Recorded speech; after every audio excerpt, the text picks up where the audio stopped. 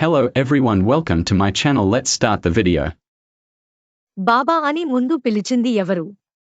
పేరు ఏదైనా, రూపం ఏదైనా అన్ని జీవుల్లోనూ ఉన్న ఆత్మ ఒక్కటే. సబ్కా మాలిక్ ఏక్ అంటూ తనని ఏ రూపంలో ఆరాధిస్తే ఆ రూపంలో భక్తులకు దర్శనం ఇస్తూ అన్నింటా తానేనని నిరూపించిన కలియుగ ప్రత్యక్ష దైవం సాయిబాబా. తన 16వ ఏట ఒకసారి, 20వ ఏట మరోసారి షిరిడిలో అడుగుపెట్టి 60 ఏళ్లపాటు షిరిడిలో సంచరించిన దేవదేవుడు సాయిబాబా. అతని జన్మ రహస్యాలు ఎవరికీ తెలియవు. కాని అతని జీవిత విశేషాలు అందరూ తెలుసుకోదగినవి. పదే పదే పఠించదగినవి. ఆ విశేషాల సమాహారమే ఈ సాయి పారాయణం. ఆంధ్రజ్యోతి సాహిత్యం పాఠకులకు ఇది ప్రత్యేకం.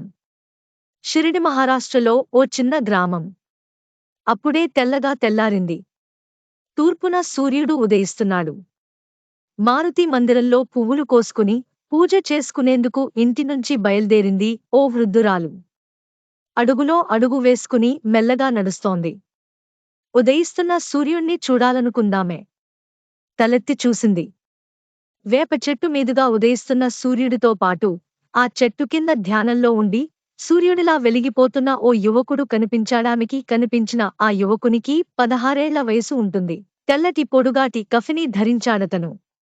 తలకి టోపిలా రుమాలు చుట్టి ముడివేశాడు. భుజాన్న జోలే వేలాడుతోంది. ఎడమ వైపున సటకా ఉంది. ఎవరితడు? పట్టి పట్టి చూసిందామె. ఈ ఊరివాడు కాదు మరెక్కడివాడు? ఎక్కడివాడైతేనేం? ముస్లిం అయితే ఉండేందుకు మసీదు ఉంది. హిందువైతే ఉండేందుకు మారుతి మందిరం ఉంది.